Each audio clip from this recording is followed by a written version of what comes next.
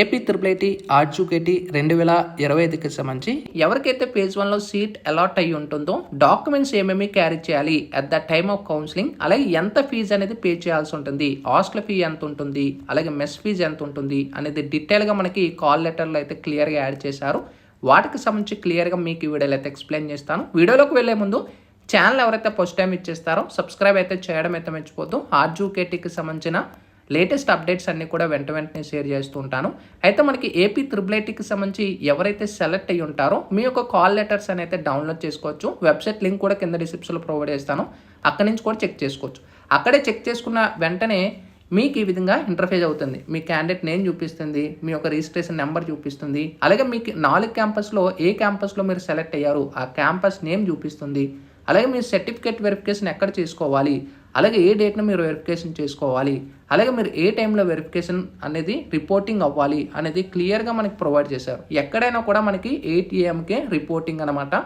4 క్యాంపస్లో క్లియర్గా మీరు చెక్ చేసుకోవచ్చు. ఇక మనకి క్లియర్గా ప్రొవైడ్ చేశారు documents to be brought for the counselling 5 sets of copies along with the original documents for verification. ఇక్కడ మనకి క్లియర్గా ఏం చెప్పారు, డాక్యుమెంట్స్ ఏవైతే ఇక్కడ మనకి 9 ప్రొవైడ్ చేశారో ఈ డాక్యుమెంట్స్ అన్నీ కూడా మీరు 5 set జెరాక్స్ కాపీస్ అనేది కంపల్సరీ తీసుకొని అలాగే మీ యొక్క ఒరిజినల్ డాక్యుమెంట్స్ అనేది కూడా క్యారీ చేయాలి. ఏదైతే మీకు డేట్ను ప్రొవైడ్ చేశారో ఏ టైంలో ప్రొవైడ్ చేశారో కంపల్సరీ ఆ కాలేజ్కి వెళ్ళి మీరు రిపోర్ట్ చేయాల్సి ఉంటుంది. నెక్స్ట్ మనకి డాక్యుమెంట్స్ కానీ మీరు గమనించినట్టయితే స్టార్టింగ్లో మీ యొక్క గ్రేడ్ 10th క్లాస్ ఏదైతే ఉంటుందో అది కంపల్సరీ మీరు క్యారీ చేసుకోవాలి. నెక్స్ట్ మీ యొక్క SSC ట్రాన్స్ఫర్ అంటే TC అది కూడా క్యారీ చేసుకోవాలి. ఒకవేళ మీరు ఆల్రెడీ కాలేజీలో ఏదైనా అడ్మిషన్ తీసుకొని ఉంటే ఆ కాలేజీలో మీరు జాయిన్ అయినట్టు పలానా ప్రూఫ్ ఏమైనా చూపిస్తే మీకు యాక్సెప్ట్ చేస్తారు. వితిన్ 1 వీక్లో మీకు టైం ఇస్తారు. వితిన్ 1 వీక్లో మీ TC అనేది తీసుకురావాల్సి ఉంటుంది.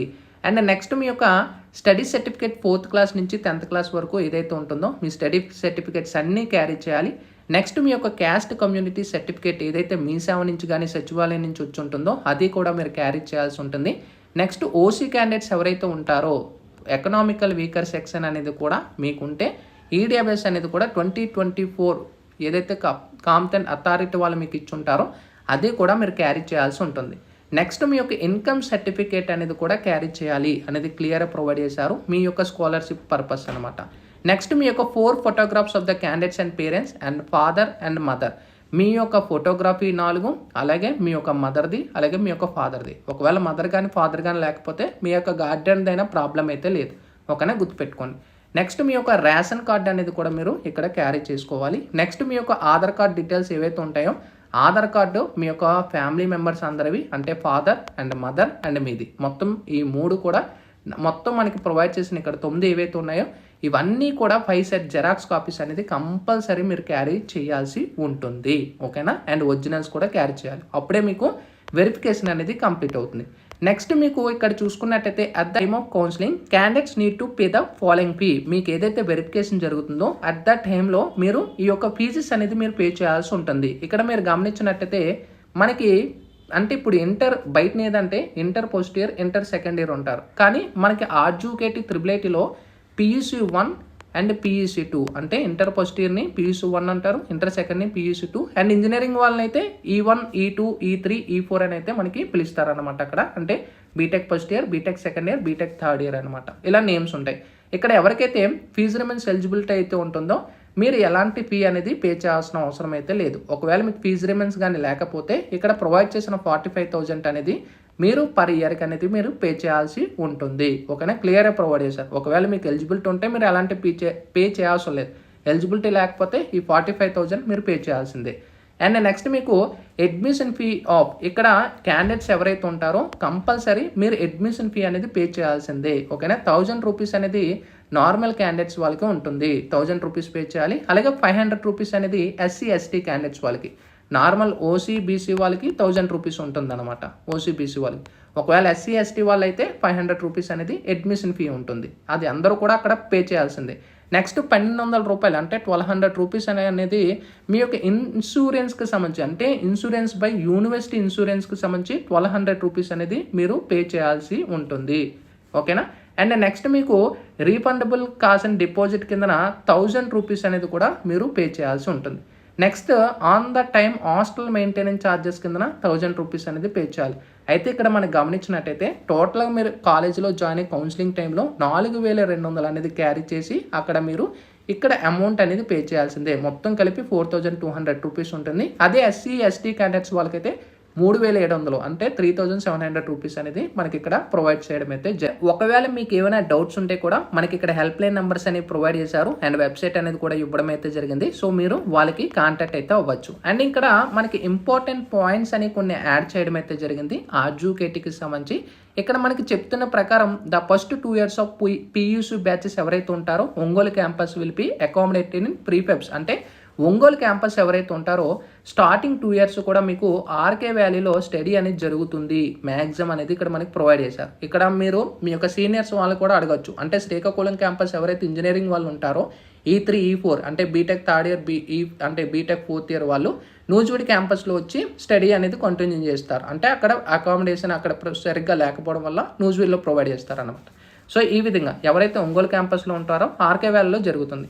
అండ్ ఎవరైతే ఇంజనీరింగ్ ఇక్కడ చూసుకోవచ్చు few engineering from ఆర్జుకేటీ Srikakulam campus ఎవరైతే ఉంటారో వాళ్ళకి నూజివీడు క్యాంపస్లో మీకు అరేంజ్మెంట్స్ పెట్టే ఛాన్సెస్ అనేవి ఉంటాయి. అంటే E3 and E4 అంటే మీ బీటెక్ టైంలో అన్నమాట. ఇది ఫస్ట్ పాయింట్. అండ్ ఇక్కడ మనకి చూసుకోవచ్చు క్లియర్గా మనకు కొన్ని ప్రొవైడ్ చేయడం అయితే జరిగింది. ఇక్కడ exit options available to students for 2 years of PUC programme అనేది 2 సంవత్సరాలు ఉంటుంది. అలాగే మీకు 4 సంవత్సరాలు అనేది E1 E2 E3 అనే బీటెక్ అనేది ఉంటుంది. అండ్ ఇక్కడ మనకి మెయిన్ చూసుకోవచ్చు ఇక్కడ మీ యొక్క బయాలజీ అనేది కంపల్సరీ పియూసీ ప్రోగ్రామ్లో అయితే ఉంటుంది. అండ్ మీరు బయాలజీ కంపల్సరీ పాస్ అవ్వాలి అండ్ గ్రేడ్ అనేది కూడా తెచ్చుకోవాల్సి ఉంటుంది. ఓకేనా. అండ్ ఇక్కడ మనకి ప్రొవైడ్ చేశారు under no circumstances is internal transfer of candidate between campus perimeter students must study at the campus where they are admitted.